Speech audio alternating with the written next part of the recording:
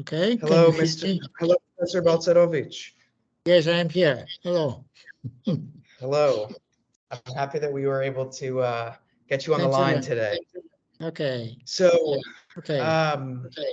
we are going to actually go ahead and get started since we're a couple minutes behind the starting time.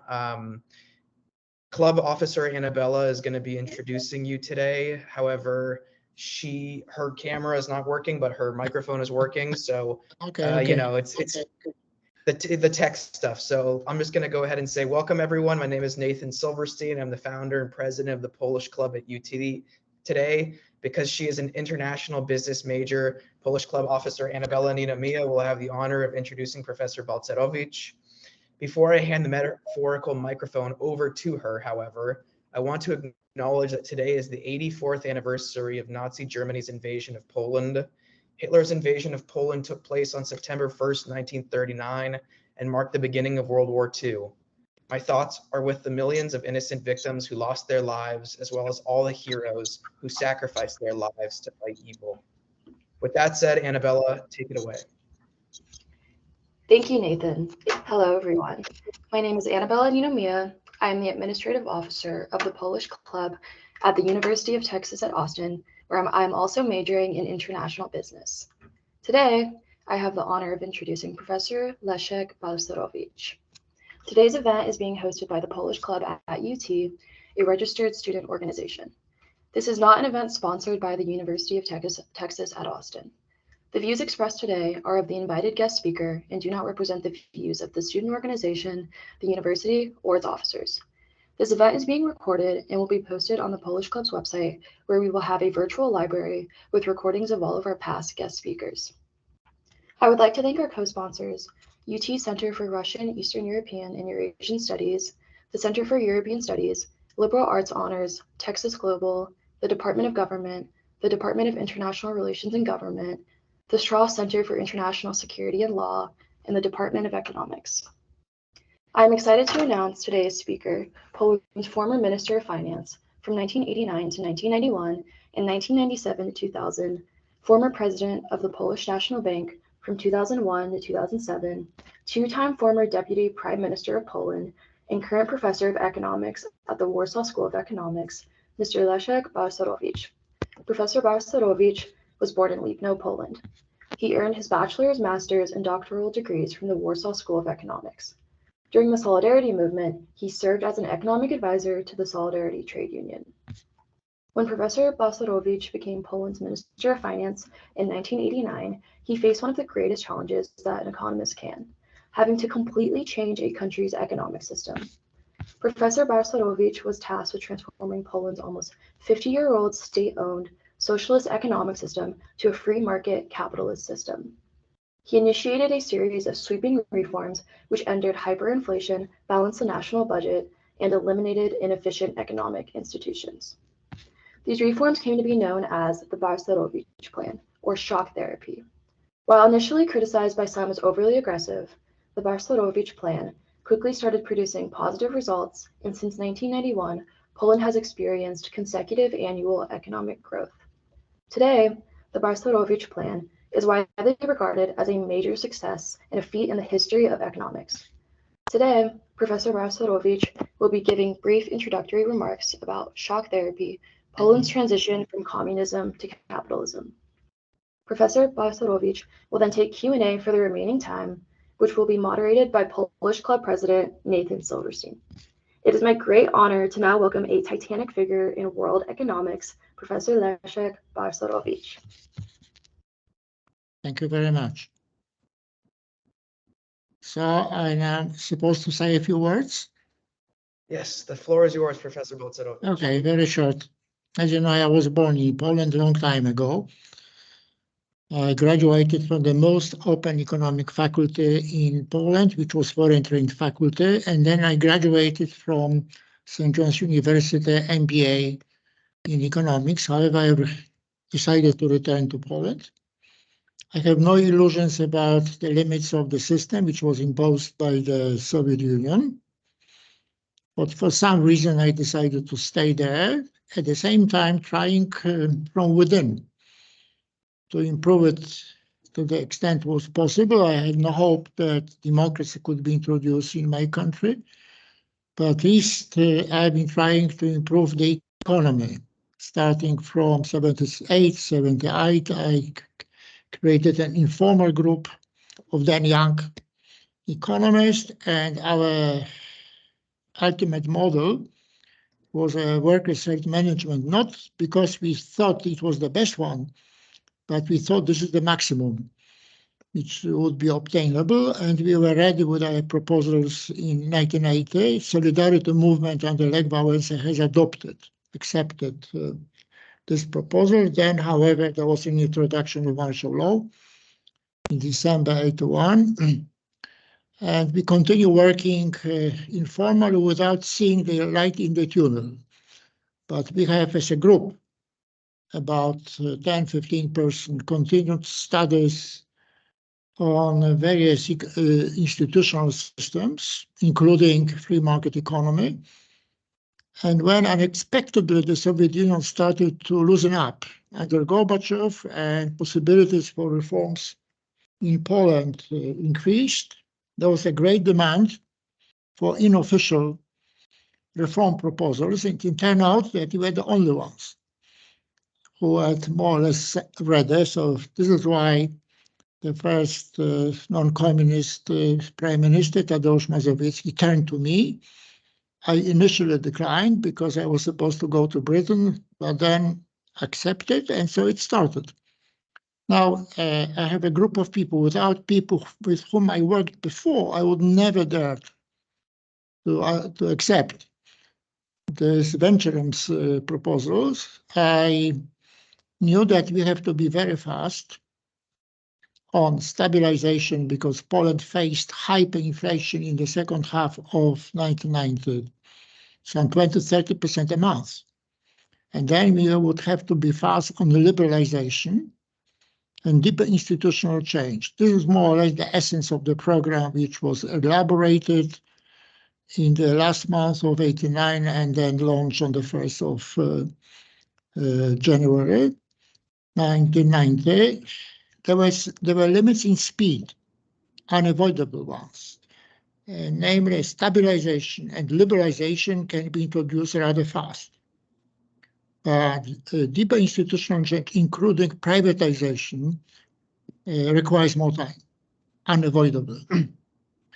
And it was the challenge was not only to launch these fast-moving measures, but to keep on track, including privatization. Without that, Poland would become a different, another Belarusian. Because without privatization, you cannot have economic development and you can't have democracy. And we started with democracy, rule of law, and comprehensive economic program. For some reasons, we managed to keep on track. I would not describe all the events, but different parties have more or less maintained the previous reforms and contributed to some extent with different speed. Even so-called post-communists continue some reforms, but slower than we have initiated. Now, this has changed since 2016 because we have a party which officially classified as right, not left, but this is the leftist parties which ever had in Poland. I am referring to so-called Law and Justice, in Poland Peace, because what have been they doing? First, they try to capture the justice system. It is against the rule of law. First of all, they captured prosecution. To some extent, they attacked the judiciary. Second, they violated Poland's constitution, especially regulations on the division of powers. Third, they reversed the direction on the economic reforms because they introduced some major nationalizations. Fourth, they increased social spending, especially on pensioners, not because they are so empathic, but because they wanted to have some votes. As a result, they have increased the ratio of spending to GDP and taxation and budget deficit. And nowadays, we are paying one of the highest rates in borrowing to finance the public budget deficit. Now, so after 6 years of Balcerowicz in power, we have quite a challenge. Economy has slowed down to recession. With this distorted economic model,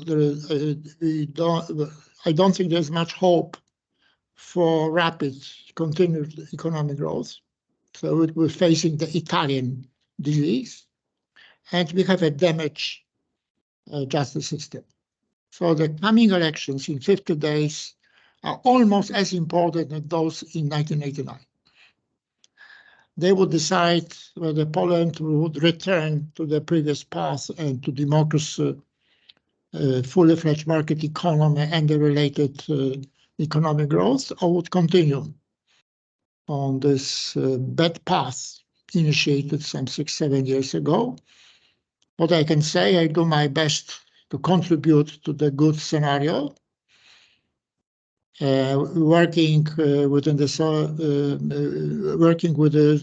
the society, civic society, and I hope, and this is a reasonable, not completely optimistic hope, that you would have a fundamental change after the coming elections.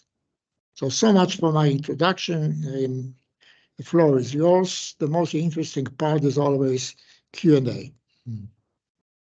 Right. Well, thank you very much, Professor Balcerowicz, for your very enlightening introductory remarks. To now move over to the Q&A portion of the event. First, we're going to start with some more historical questions about the Balcerowicz plan, and then we're going to transition slowly into more contemporary questions. First question, over 3 decades later, how do you assess the Balcerowicz's plan's place in history? Do you think the plan was successful, unsuccessful, somewhere in between, and why? We have to judge policies by results. And if you look at results in comparison with other countries, then Poland increased the GDP per capita the most, much more than for the Czech Republic, Romania, Bulgaria, etc., etc. First. Second, we started from hyperinflation, and we brought down inflation to 2% when I was the governor of the central bank. Third, we managed to build a reasonable justice system and the rule of law. And in every international comparison until recently, you can check it, Poland has achieved a very high place. So this is not my personal view. These are checkable facts. And this is why it is even more important to return to the previous path in Poland. Thank you very much. What I'm understanding from what you just said is that it's not just your opinion, but it's widely accepted that the Balcerowicz plan was a success. However, I'm curious, is there anything you wish you had done differently in implementing the Balcerowicz plan? Not differently, but even faster. The speed. I don't know whether it had been possible to move even faster, but I would try to. I was not dealing with everything. I was not dealing with the justice system. So I was not responsible for that. But I would say for the distance that reforms in the justice system should have been quicker than they were. But Mazowiecki government was a coalition government, and the responsibility was shared. Very, very fascinating, given the fact that one of the things people criticize you and the Balcerowicz plan for is that it was almost too fast and too aggressive. So the fact that you're saying that you wish you had implemented changes faster is very interesting. Criticize to some extent under the impression of the very emotional wording shock therapy. When they hear shock, they're afraid. So terminology is very important. I never used this expression shock therapy. I was speaking about radical reforms. Thank you for clarifying that.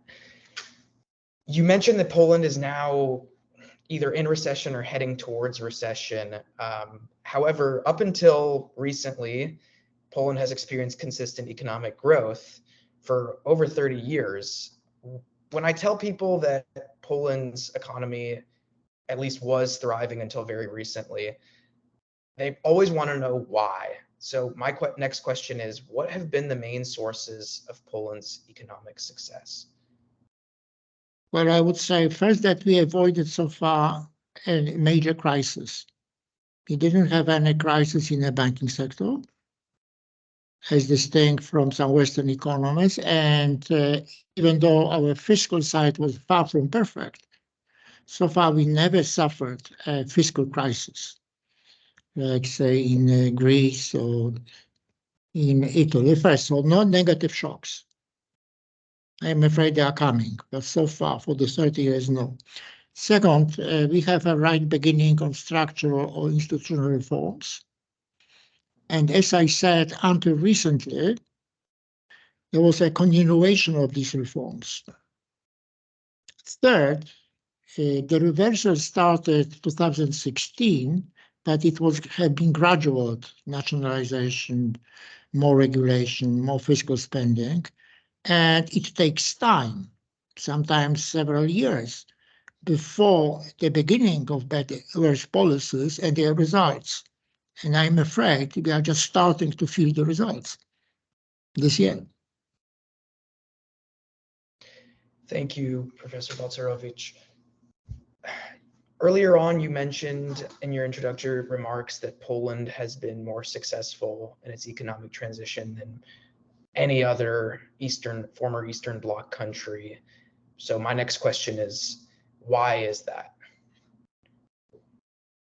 No, again, I can repeat. First, avoiding major crisis, because crisis is always a negative growth. And second, continued radical beginning and then continued improvement of the economic engine, which is economic system. What did it mean? Privatization of the economy, both spontaneous growth of the private sector and privatization of most, but not all, unfortunate state-owned enterprises, deregulation, and a reasonable rule of law. So political uncertainty until recently was reduced at low level. So conditions for private investment created by the political bodies, not bad. But this, as I have said, unfortunately has changed. Right. I suppose I asked that follow-up question just because, having studied the history of the region, I know that a lot of other former Eastern Bloc countries were sort of following the same blueprint as far as transitioning to capitalism. So I just found it kind of interesting why Poland was so much more successful. But I suppose would require going into each country and analyzing their political climate since then. So I think I will just transition to the next question. So Poland has been incredibly successful, as we've established, largely due to the Balcerowicz plan in transitioning to capitalism. What can the rest of the world learn from Poland's successful transition from socialism to capitalism?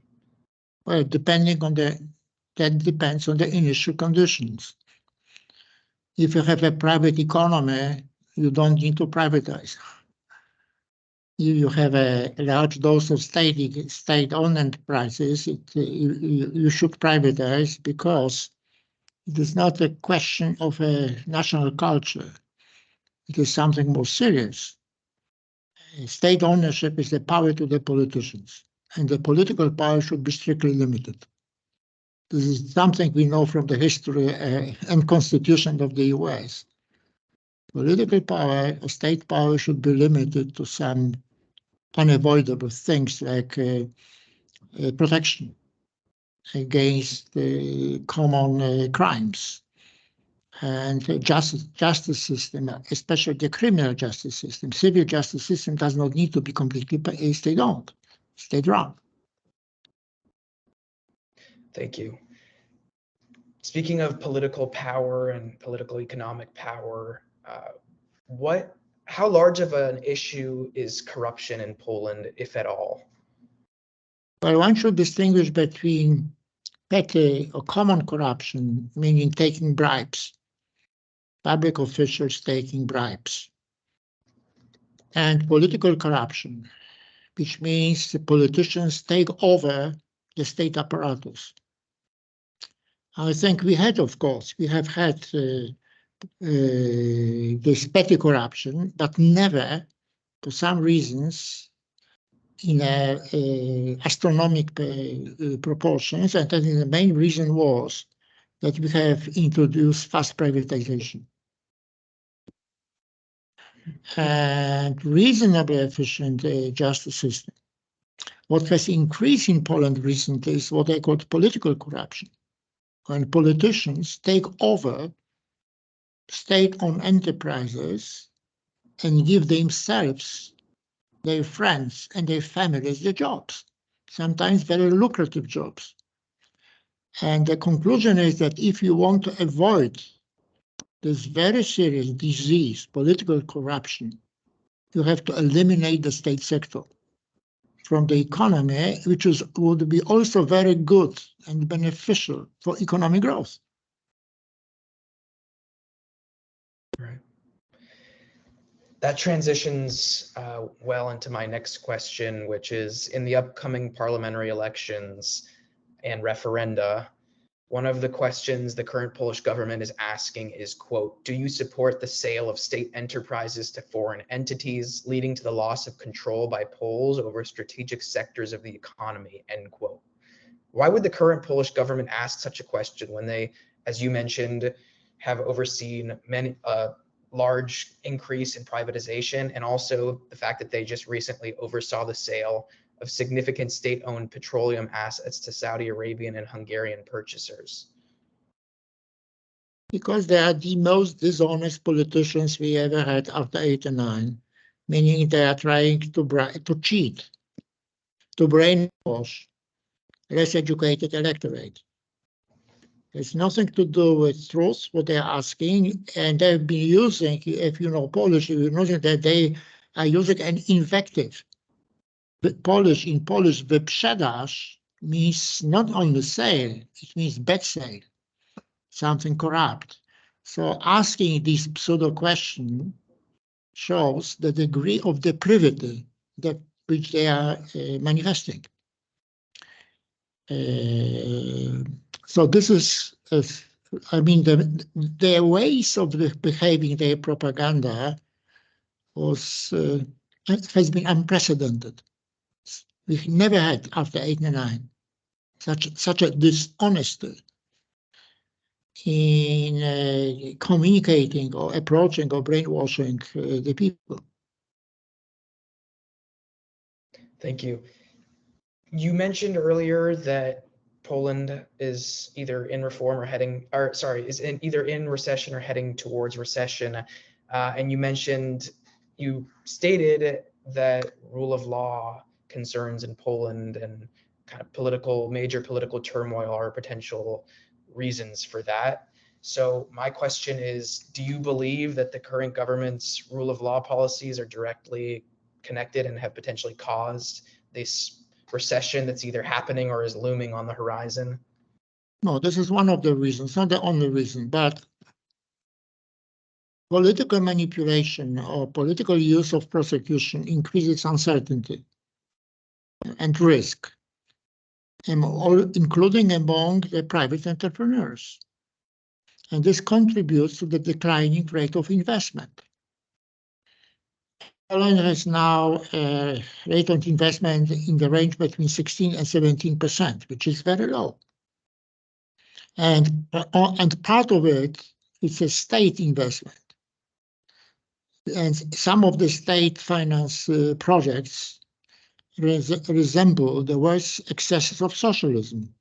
So they are building, for example, new airport far away from Warsaw, just to impress. It serves purposes of a crude propaganda. So, unfortunately, by bad policies, both economic and policies in the range of the justice system, increase risks and lower investment and lower the rate of economic growth. So if this continues, as I said, I hope it will not. But if this continues, then we would be facing longer-term stagnation or very low growth. At the same time, we have a very high inflation. So the name for this is stagflation. Why do you, that segues very nicely into the next question, which is, why do you think some foreign investors are hesitant to invest in Poland? But they are not as hesitant as Polish investors, because paradoxically, or perhaps not, large foreign investors feel more protected, including by their governments, than Polish investors who had only Polish government. So Polish investment done by definition by Polish investors declined much more than foreign direct investment. Foreign direct investment as a percentage of GDP, to my knowledge, has not declined very much. But domestic investment, so this is a paradoxical, because at the same time, the present government presents itself as defending the Polish interests. By a policy of increasing risks, they're reducing domestic investment. You mentioned that foreign investment in Poland has not declined to your knowledge, which prompts the question, why do some foreign investors consider Poland an appealing place to invest? A relatively large country. First, with a large market, which has much increased thanks to previous economic growth, export-oriented country. Fortunately, this could not have been reversed. It's very important for Poland's economic growth to be in an open country, so some investors invest in order to export from Poland. And third, as I already mentioned, foreign direct investors can be defended by their governments. Who would defend Polish investors against Polish government? Right. Thank you. As we all know, there's a tragic war that Russia is waging in Ukraine, right next door to Poland.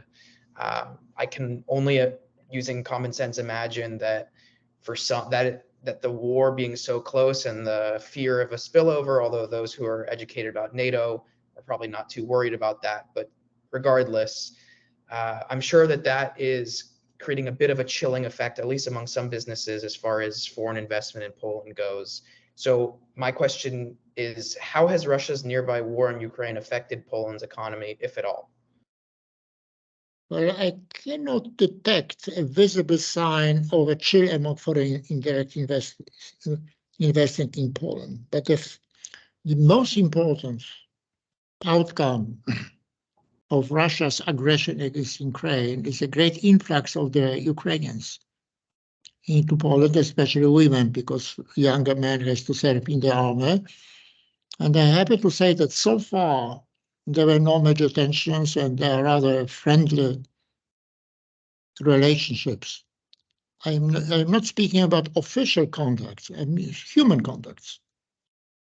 Myself, I have many Ukrainian friends, and my friends have friends among Ukrainians who emigrated for some time to Poland. So what you're saying is that the influx of Ukrainian refugees in Poland has positively affected the Polish economy. They contribute the larger part of immigrants working in Poland, yes. But we are also getting more and more people from other countries, including Africa. Right. Now that you mention Africa, actually, I'm going to transition over to a different question. why does the current Polish government use so much anti-immigrant rhetoric when it has actually welcomed more immigrants from Asia, the Middle East, and Africa than any previous Polish administration? They are cheating. Oh, one, certainly, you should understand that these people at the top and the operators do not have moral inhibitions. So they will do whatever they think serves their purposes, unless there's a risk of committing a crime and being captured. You know, people in every society, people differ in their morality. And what are the worst times or bad times for a country?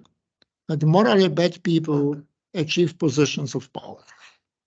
And this happens in history of various countries, especially Germany, much more than nowadays in Poland, of course. But we are having this sort of tendency in Poland, and especially those at the top. They've been using extremely immoral, manipulative propaganda, which consists of distortions and lies. They captured what is called public TV and public radio, and this instrument of unbelievable lies and propaganda. By the way, this is why these stations should be privatized. Right. Right. Earlier on, we were discussing the war in Ukraine, and as many people have likely seen recently, just a few months ago, Poland and I believe 4 other Eastern European countries introduced and passed legislation saying that Ukrainian grain would not be allowed to be sold in those countries because it was flooding their local markets and devaluing the value of their own Polish grain. And my question is, do you agree with the Polish government and the EU's decision to prevent Ukrainian grain from being sold in Poland? And I know that law is up for it needs to be passed yet again or extended in just a short time. And do you believe that it should be? First of all, I think it should be a responsibility of the countries, of the governments of Central and Eastern Europe to provide a safe transit to seaports and avoid in this way various tensions and problems with domestic peasants. This is my position. So, but do you believe that the ban on selling Ukrainian grain in those local neighboring markets, should it be extended as well? No, or just as I said, I can repeat, transit, a safe transit of Ukrainian grain. I understand the protest among the Polish farmers, even though I would not perhaps accept it, but I understand. And every government has to take care of this. Because the solution would be transit. Okay, so understood. So you believe that the ban should be extended, but the travel should continue to be allowed, transporting the grain from Ukraine through those local countries that are banning the sale of grain in those countries to other places in the world. Earlier on, you also mentioned how the current Polish government is offering kind of more subsidies, sort of socialized programs. For example, there's been extending the lowering the retirement age, as well as the famous 500 Plus program, which is 500 plus, meaning that families used to receive 500 zloty, which is the Polish currency, per child per month, just for having children. Now it's been increased to 800 zloty to supposedly adjust for inflation. So let's start with the retirement age. That is another one of the questions in one of the upcoming referenda. So do you think Poland should raise its retirement age, keep it where it is, and why? Well, the choice is between having less people working, with serious consequences for older people, especially younger people, or increasing the retirement age. And this sort of question should have been asked. Not because if you ask people, do you want to increase the retirement age? That's it. What would they respond? 80% would say no. So this is a stupid question. The not stupid question is, if we keep the retirement age, then we would have less people working with aging and more people on pensions, and this would bring about such and such consequences. If you increase retirement age, we can avoid this and this. It should be phrased in, of course, in a clear manner without manipulation. I see.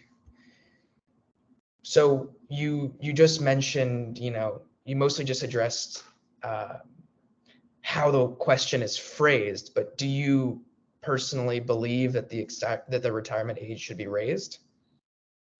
I am for Poland. I was supporting the previous increase of retirement age by the previous government, Donald Tusk. This was a responsible and sensible way.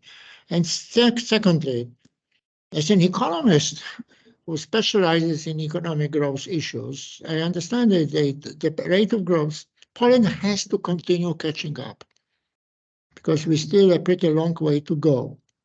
If you lower retirement age, you would stop or jeopardize this historic process. So we should not reduce the retirement age. And this is the choice. Thank you. How do you think the now 800 zloty per month that Polish families receive per child per month in Poland affects the Polish economy?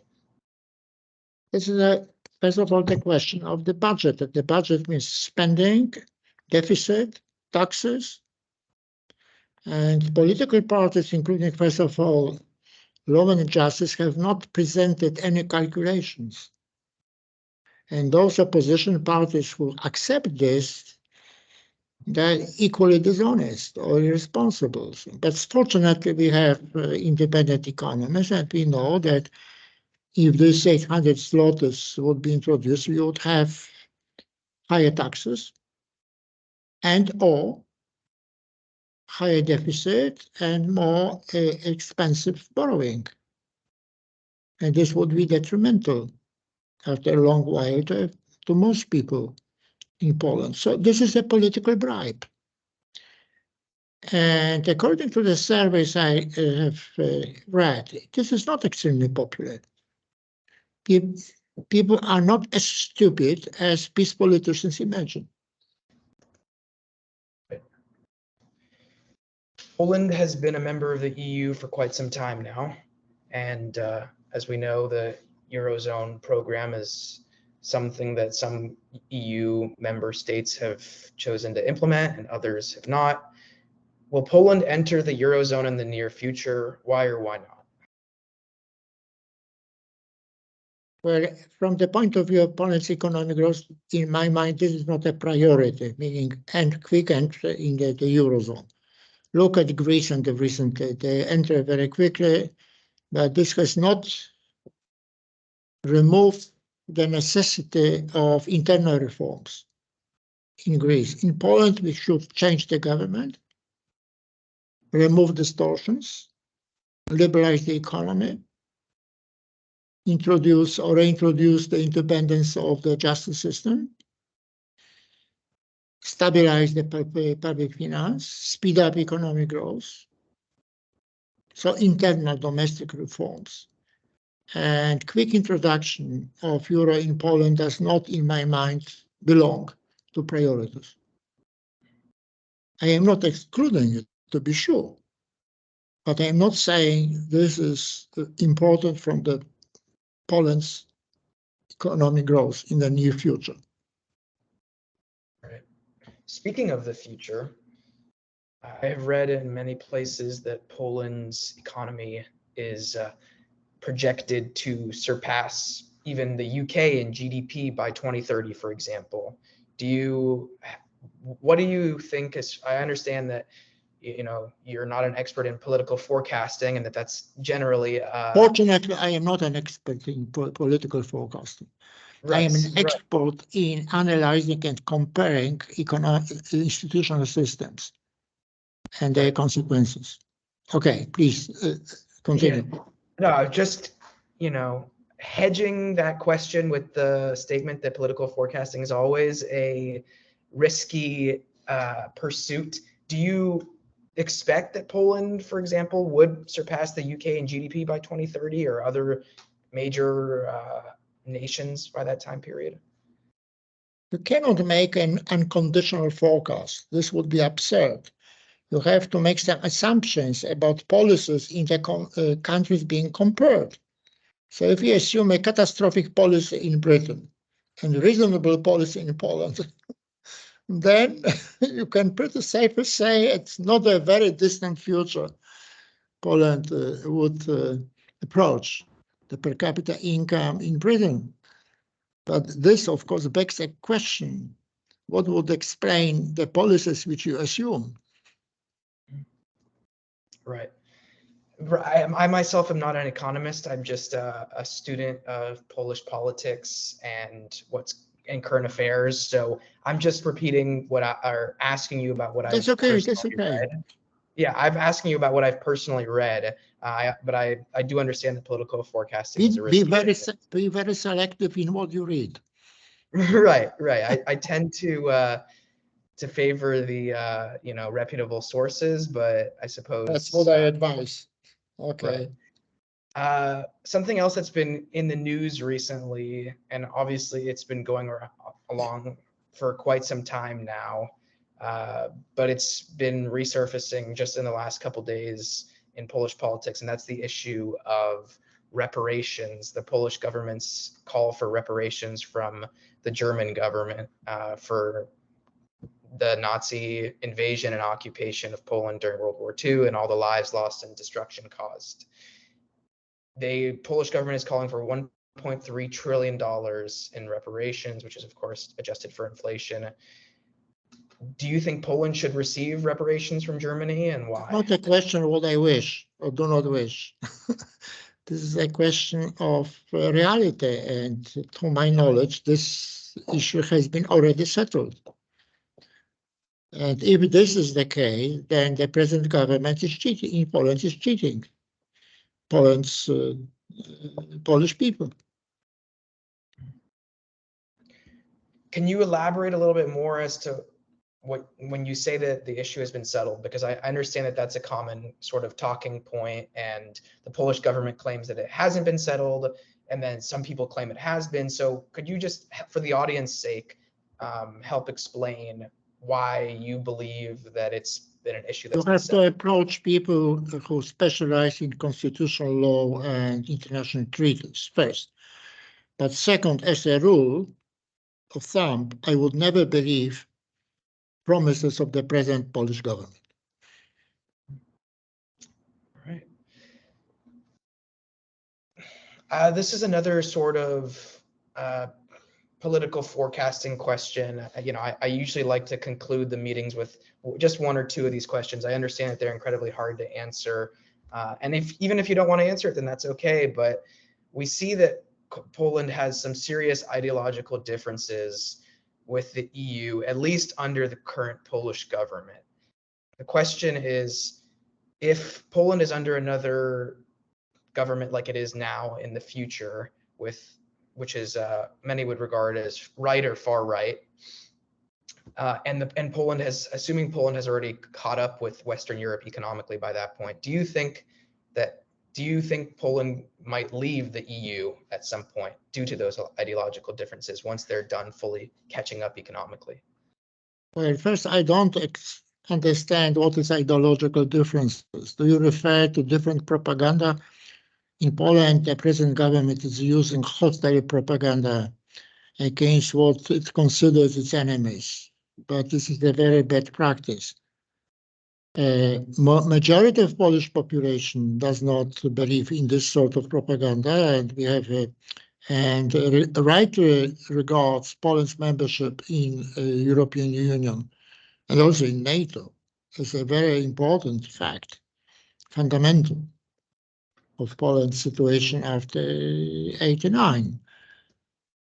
And based on that, I don't imagine any Polish government which would lead to Poland's abandoning the European Union. All right. To clarify, since you asked, by ideological differences, I mean, for example, we're seeing Poland under the current Polish government, so not necessarily representative of the people, but under the current Polish government, we're seeing Poland clash with the EU over social issues and cultural issues like LGBT and things of that nature. We also are seeing there's constant clashes between the two over rule of law concerns, democratic institutions, especially when it comes to the Polish judiciary, things of that nature. That's what I mean by ideological differences. Okay, I understand. Okay. But, okay, well, but this sort of aggression on the Polish side does not enjoy an overwhelming support in Poland. right. And I think this is fundamentally important. Yes, I agree. But just to clarify, since you asked, that's what I meant. So that concludes my questions. We technically, agreed to have the meeting go on for another 10 minutes. So I guess at this point, I'd like to check in with you, Professor Balcerowicz, and ask, would you like to conclude the meeting, or we can potentially open up the floor to Q&A from more members? I prefer Q&A. Okay. So let us use the remaining time for Q&A. Excellent. So everybody who's attending, there's a Q&A function where you can type in your questions, and either Professor Balcerowicz will be able to read them, or I can read them to him. I know that some people were asking questions and raising their hands. So now, if you have any pressing questions, things you're interested in that we haven't covered today in today's discussion, please feel free to type in a question into the Q&A on Microsoft Teams.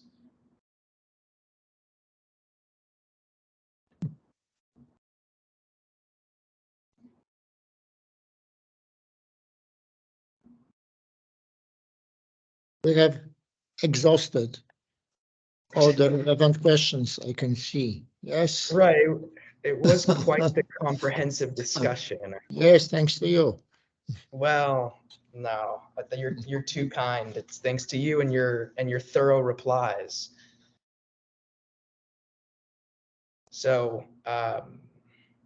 alternatively, here we have some questions. There we go. Okay, good. Mr. Jack McLaughlin asks, how much did U.S. and Western economic aid affect the Polish economy immediately after 1989 and going forward? There was one part which was very important. 1989, because of previous policies, Poland was a bankrupt country. We have a huge foreign debt, and I had two priorities. First, improving Poland's economy on macro and on rule of law and property rights. Second, obtaining the debt reduction. And they were going hand in hand. Without reforms, we could not even dream about the debt reduction. But somehow I combined this, and Poland got the debt reduction of 50%. I would like to praise the crucial role of the United States, which was leading this effort. So this was the most important aid we got, debt reduction. And later, not aid, but assistance or mutual benefit for indirect investment. Delgerjargol, I apologize if I'm not pronouncing that correctly. Delgerjargol Uvsh is said and then asks, I'm honored to be here, turning back in time for the history of the rapid economic transition. Can you tell us about the opposition you faced at the time? There was almost no opposition. Why? Because everybody knew, both among the parliamentarians and the population at large, that Poland is facing catastrophe. In a catastrophic, and there were not alternative savers. You know, it was very difficult for Mazowiecki to get anybody who would be willing to take responsibility for Poland's economic situation. I only agree, as I said, only because I did some homework by chance, and I have a team. So the initial program of radical stabilization, liberalization was adopted by overwhelming majority of all countries, all parliamentarians in '89.